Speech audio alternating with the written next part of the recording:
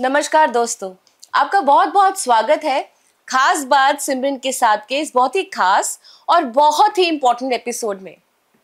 दोस्तों, आजकल हम सब जानते हैं कि MBBS एस्पायरेंट स्टूडेंट्स बहुत ज़्यादा स्ट्रेस में रहते हैं। जब भी काउंसलिंग का टाइम आता है, जब भी एग्जाम्स का टाइम रहता है, वो यही सोचते हैं कि किस तरह से कहाँ जाएं और कहाँ हम अपनी इन चीज़ों का समाधान पाएं।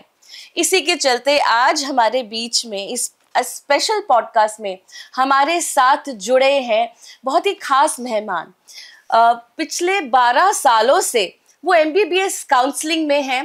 काफ़ी बच्चों की ज़िंदगी बदल चुके हैं, उन्हें राइट गाइडेंस से उनकी ज़िंदगी में उनको उनके मुकाम तक पहुंचा रहे हैं। हमारे बीच में है माई करियर माई फ्यूचर के CEO मिस्टर अमरीक सिंह। उनसे जानते हैं कि किस तरह से MBBS काउंसलिंग की हम सारी डिटेल्स आज इस पॉडकास्ट में। तो आइए मिलते हैं अमरीक सिंह जी से। आपका बहुत बहुत स्वागत है। Thank you ma'am, thank you very much. जैसे कि हम जान रहे हैं कि 4 मई को नीट का एग्जाम आने वाला है और सारे बच्चों में एक कश्मकश रहती है कि हम कैसे राइट काउंसलिंग, राइट काउंसलर के पास पहुंचे। तो सबसे पहले मेरा ये सवाल रहेगा कि बहुत सारी काउंसलिंग्स हमने देखी है, लेकिन MBBS काउंसलिंग को लेके जो ये स्ट्रेस मचा रहता है, ये ऐसा क्यों है? देखिए, इसमें जो मेजर रूट कॉज है वो डिमांड एंड सप्लाई वाला फॉर्मूला। जिस स्पीड से हर साल नीट क्वालिफाइंग स्टूडेंट्स बढ़ रहे हैं, उस स्पीड से मेडिकल की सीट्स नहीं बढ़ रही। मैं आपको क्विकली पिछले 5 साल की फिगर्स दोनों की दिखाऊंगा, इससे आपको एक आइडिया लग जाएगा और हम पेरेंट्स को भी इस चीज़ को समझना बहुत ज़रूरी है। सो मैं स्क्रीन पर उस चीज़ को शेयर करता हूँ। तो जैसा कि आप देख रहे हैं कि 2020 में जो नीट क्वालिफाइड स्टूडेंट थे वो 7.71 लाख से, और MBBS की जो सीट थी 84,000 थी। और इसका मतलब ये है कि 11% बच्चे जो थे जिनको मेडिकल की सीट मिल सकती थी।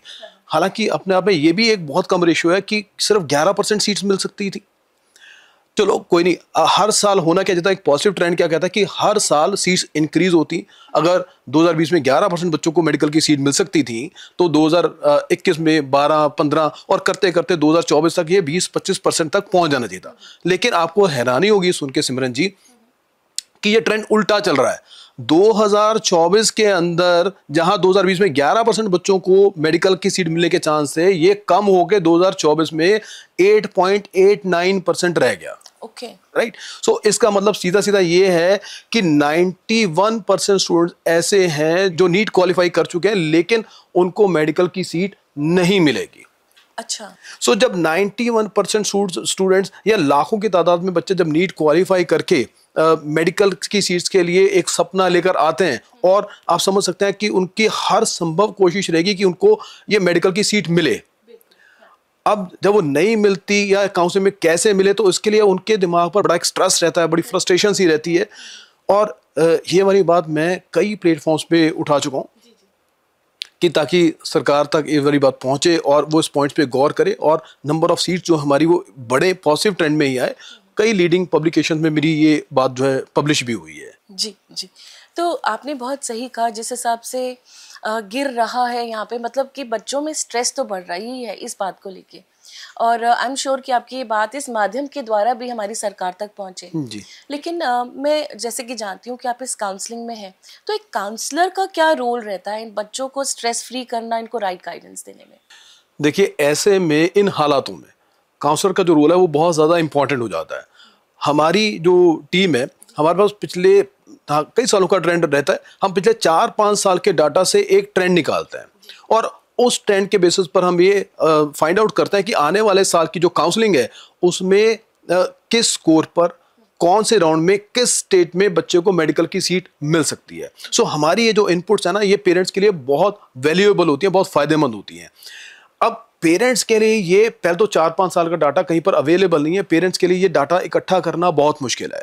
दूसरी बड़ी बात, अगर डाटा मिल भी जाए तो इतने बड़े डाटा को डीपली एनालाइज करना बहुत मुश्किल है। पेरेंट्स अक्सर गलती क्या कर बैठते हैं, वो पिछले साल का डाटा देखते हैं और पिछले साल के डाटा के हिसाब से, कट ऑफ के हिसाब से स्टेप्स ले लेते हैं, जो कि अक्सर जो है वो गलत हो जाता है।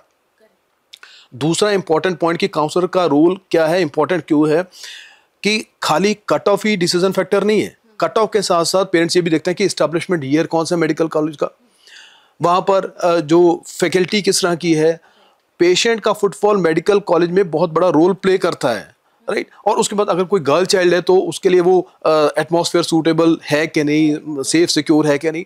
देखिए बाय नाउ पिछले 12 साल से हम लोग मेडिकल की काउंसलिंग में हैं।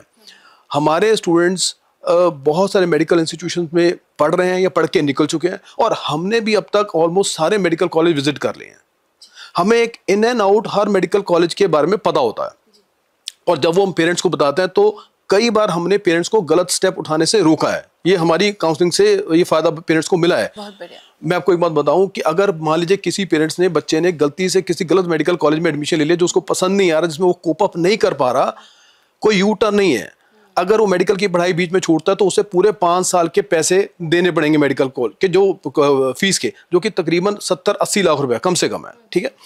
और अगर नहीं वो पैसे नहीं वो छोड़ता तो वो मन मार के वहां पढ़ता रहेगा। अगर बिना इंटरेस्ट के अगर कोई बच्चा पढ़ाई करे तो आप समझ सकते हैं उसकी जो पढ़ाई का अंजाम क्या होगा। सो इसलिए काउंसलर का रोल अपने आप में बहुत इंपॉर्टेंट हो जाता है। बिल्कुल बिल्कुल, और आपने बहुत सही बात कही कि किस तरह से बच्चे अपनी पूरी लाइफ ही खराब कर देते हैं जी। एक गलत डिसीजन से। तो मैं यहाँ पेरेंट्स को बताना चाहती हूँ जो भी इस पॉडकास्ट को देख रहे हैं, स्पेशली ये MBBS एस्पायरेंट्स के लिए हमने खास तौर पे सर को यहाँ बुलाया ताकि हर बच्चा, हर पेरेंट जो भी ये देख रहा है और अपने सपने पूरा करना चाहता है तो वो राइट मीडियम के थ्रू जाए यहाँ पे।